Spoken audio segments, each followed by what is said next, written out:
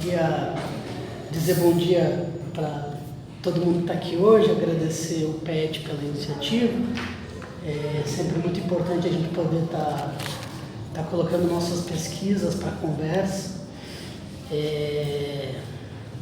E ainda antes de começar, eu queria agradecer vocês que estão aqui e dizer que, infelizmente, a gente continua já de alguns anos vivendo um ambiente na academia em que a filosofia é pensada como disputa.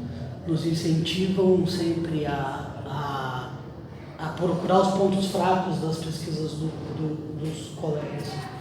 Eu acredito na filosofia como um exercício de amizade, de conversa, ou seja, uma coisa completamente diferente disso. O meu texto se chama Palavras Vazias, a inexistência de outrem na linguagem. E eu coloco como epígrafe um verso do Sérgio Sampaio, onde ele diz: "E onde quer que eu esteja, eu não estou."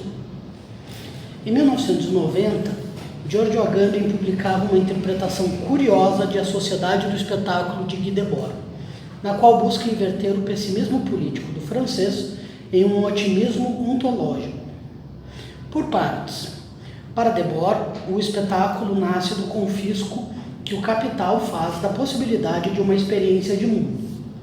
A lógica do fetichismo da mercadoria transformara tudo em produto de consumo e, como tal, desejável não desde uma ideia de felicidade criada pela experiência do sujeito, mas de uma imagem já pronta de felicidade dada de antemão e separada de seu pretenso consumidor.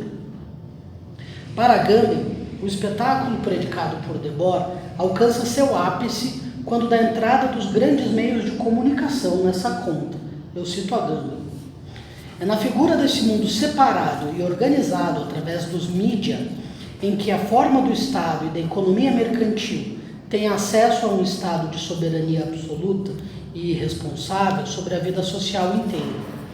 Depois de ter falsificado o conjunto da produção, ela pode agora manipular a percepção coletiva e assenhorar-se da memória e da comunicação social, para transformá-las em uma única mercadoria espetacular. Agamben está apontando para a dilaceração entre experiência e linguagem que marcam a ferro a modernidade. No mundo moderno, para toda percepção afetiva, racional, sexual, política, religiosa ou artística, já há um selo, um signo linguístico imposto que impede uma elaboração direta do indivíduo. Mas para Agamben, se a palavra não propicia mais a experiência de nada, então que o sujeito experiencie o puro fato de falar. Eu cito Agamben: arriscar-se em uma dimensão perfeitamente vazia, na qual não encontra diante de si senão a pura exterioridade da língua. Para o autor, a linguagem não é um rudimento de comunicação e acordo dado desde um dicionário transcendental, como pressupõe o neocantismo de baixo rendimento, nem o festejo de uma forma premeditada de felicidade e que tanto se radicaliza pelas redes sociais. Para Agamben, a linguagem é o vazio no qual o sujeito pode dar sentido à sua experiência e, sem mediatização, passar para a história, isto é, para a partilha. Ainda nos primórdios da investigação psicanalítica, Freud notou um funcionamento particular da atribuição de sentido da palavra na atividade onírica. Eu cito Freud. O modo como os sonhos lidam com a categoria da oposição e da contradição é bastante notável. Ela é simplesmente ignorada. O não parece simplesmente não existir para os sonhos. Há uma preferência especial por reunir ou representar numa unidade as contradições. Os sonhos também tomam a liberdade de representar um elemento qualquer pelo contrário desejado, de modo que inicialmente não há como sabermos se um elemento que admite seu oposto está contido nos pensamentos oníricos de forma positiva ou negativa. Como poderia uma afirmação de sentido carregar seu oposto? Isso não seria um impeditivo de qualquer epistemologia e tornaria a interpretação dos sonhos uma frivolidade? Ora, anos mais tarde, Freud se dá conta que todo entendimento de um adjetivo se dá pela comparação de seu contrário. Isto é, só se pode aferir o escuro em oposição ao claro, o leve em oposição ao pesado, o muito em contraposição ao pouco, e assim por diante. Portanto, quando alguém afirma que algo é muito, também está afirmando que esse mesmo algo não é pouco. Ou seja, tanto o sentido de muito como o sentido de pouco estão presentes no enunciado. Mas não é só. Freud também dá exemplos de palavras em mais de um idioma que podem enunciar sentidos literalmente opostos. Eu cito Freud. No latim, altus significa alto e profundo, sacer, sagrado e maldito, em que ainda se acha o pleno sentido antitético, sem modificação do som da palavra. Em alemão, ainda hoje, Boden se refere tanto ao local mais alto como ao mais baixo da casa. Ainda hoje o inglês diz para designar sem, without, ou seja, com sem. Posso botar isso no quadro? Só porque acho interessante. Acho que é. A palavra em inglês, né, para dizer sem, se a gente fosse traduzir literalmente, seria isso aqui. São os dois opostos na mesma palavra. Se Freud está correto, então cabe dizer que não é meramente um exercício de adjetivação como de leve ou pesado que sempre carrega o seu contraditório. Também o é o exercício de identificação de um substantivo qualquer. Isso está atestado por Freud quando ele usa de exemplo aquele termo tão caro para Agamben, sacer, quando usado como o sagrado é o não maldito, assim como o maldito é o não sagrado. A epistemologia dos sonhos estende-se assim para toda tentativa de identificar algo. Quando se reconhece uma pessoa qualquer, se reconhece que ela não é outra. E a interpretação dos sonhos é recheada de exemplos de pessoas que condensam uma única imagem. Todo mundo lembra do esquema da condensação dos sonhos, do Freud? O Freud mostra que presenças diferentes se condensam numa única imagem, num sonho, e por isso o sonho carrega ambiguidades. A interpretação dos sonhos é a tarefa de fazer análise dessas imagens e ver os diversos elementos que estão condensados em uma imagem. Quando se assume uma posição política, deixa-se de assumir outra. Quando se identifica com um ofício, não se identifica com outro. Quando se assume uma nacionalidade, se deixa de assumir outras. Esse outro, negado na afirmação, também é experimentado na enunciação para que o enunciado tenha sentido. Portanto, seguindo a trilha de Freud, não é somente o sonho que não admite a contradição. A linguagem toda não possui contradição.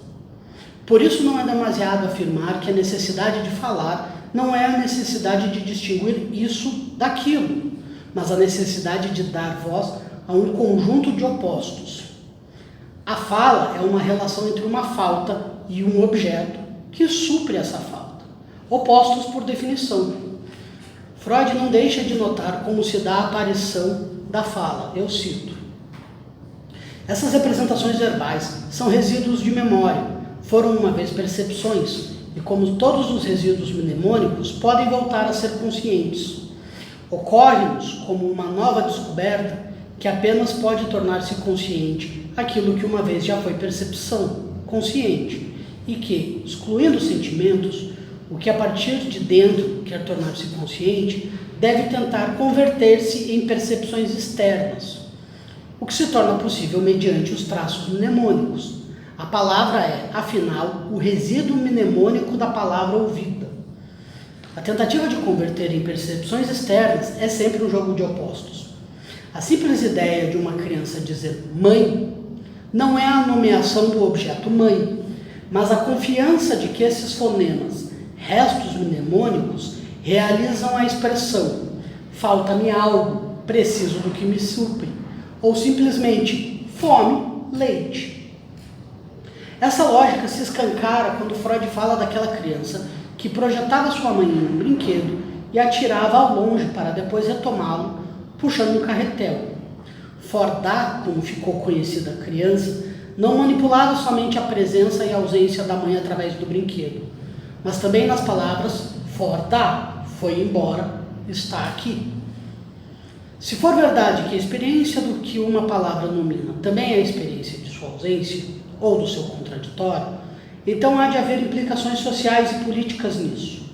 Por isso, o simples gesto de se dizer brasileiro implica a possibilidade de não ser brasileiro, e assim a percepção de que há quem possa não ser. Fazer autorreferência política, dizer-se liberal, conservador, etc., etc., também implica na existência de outros, com outro tipo de posicionamento político. Pode parecer trivial, mas a identificação de si mesmo por uma nacionalidade ou por um posicionamento político é o modo de identificação do totemismo. Brasil não é nenhuma outra coisa que um totem, e sabemos que quando uma pessoa filia-se a um totem, irmana-se a seus semelhantes. Saber-se brasileiro é estar irmanado a outros brasileiros, que, por sua vez, não são uruguaios, australianos e etc. O que mais significa ser brasileiro? Mais nada. E isso mostra o quão vazia a palavra é. Retomemos agora a tese de Agamben, segundo a qual, dada a configuração política das sociedades modernas e sua imbricação com os mídias, não é mais possível traduzir uma experiência em linguagem. A linguagem pode apenas servir de representante espetacular. Uma linguagem assim não permite que nela se possa fazer a experiência de seu oposto, aliás, nem de si mesmo. Dizer-se brasileiro poderia ser uma experiência de pertencimento a uma ou muitas culturas, a uma ou muitas formas de vida, a uma partilha, a uma história. Mas quando ser brasileiro passa a ser o gesto de amar algo que sequer existe, o espetáculo ganhou a palavra para si. De repente, toda a experiência brasileira passa a estar determinada de antemão. Vestir camiseta amarela, cantar os juramentos hediondos e bradar que sua cor jamais será qualquer outra. Freud um dia chamou isso de narcisismo das pequenas diferenças, a renúncia da agressividade para com seu irmão de totem e o direcionamento dessa agressividade àquele que se filia a outro totemismo. Por mais que aqueles que se filiam a outro totem, de fato, sejam muito pouco diferentes. Outro totemismo? Mas, se a palavra diz a si mesma e o seu oposto, um totem pronuncia vários outros totens. Portanto, um brasileiro liberal deveria reconhecer como existente aquele de outra filiação, como, por exemplo, um venezuelano, um comunista. Seria real para ele um venezuelano, seria real um comunista.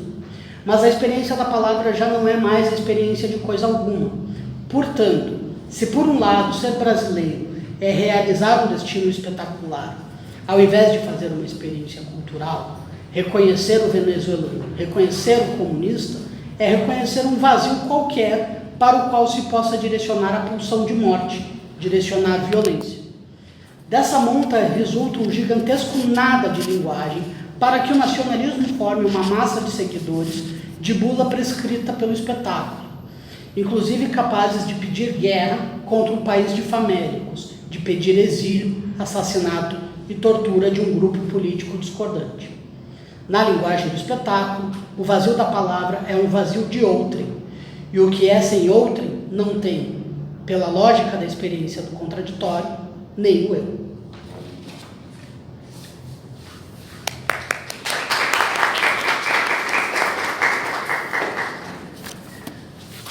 Uma pergunta? Quem quer falar alguma coisa?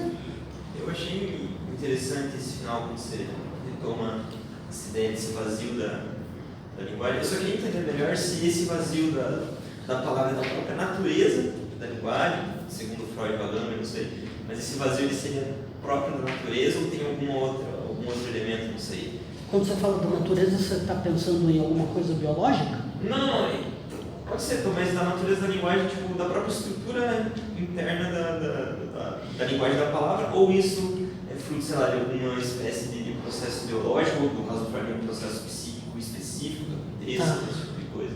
Tá. Eu acho que existem pontos de acordo e de discórdia entre o Agamben e o Freud nessa questão. O Agamben aqui ele se aproxima muito do Heidegger. Não completamente, ele não é um heideggeriano tal e qual um Jean Novatian, mas para ele a linguagem é um vazio no qual um afeto se expressa. Por isso que o Agamben tem toda uma teoria muito interessante de que a linguagem mesmo são fonemas. Para ele a oposição não é entre sílaba e palavra, como é costumeiro na linguística. Para ele a oposição entre silêncio e fonema. Para ele é o som que fala e não o sentido da palavra. Por isso que ele desanda a falar que a solução para a política está na poesia. O que é muito bonito, não sei se tão funcional. Você nota os textos do Agamben são muito pessimistas, quando ele fica otimista, vem arte o tempo todo. Né? Daí não para de falar de arte. Para o Freud, me parece que a linguagem ela é menos vazia e ela se torna esvaziada diante de determinadas configurações políticas, sobretudo no Psicologia das Massas. É que eu acho que o Mal-Estar na Cultura e a Psicologia das Massas são mais parecidos do que à primeira vista. Mas para o Freud, a linguagem é desejo. Né? Esse texto que eu citei, quando ele fala que a palavra surge de restos de memória, é o eu e o isso, que é uma espécie de terra arrasada, uma espécie de esqueço que eu escrevi, eu vou começar de novo. Mais ou menos, não é para tanto. Mas ele está dizendo, olha, uma criança ouviu um som, ela percebeu que esse som de alguma maneira aponta para algo que ela precisa, para suprir ela. Então ela vai pronunciar esse som por causa do desejo, ela é muito menos vazia aqui para o Agamben. Agora, acho que nenhum dos dois acreditaria numa natureza da linguagem, porque uma natureza da linguagem implicaria que a linguagem é ou não é isso. Né? Eu acho que nos dois a coisa é mais maleável que isso.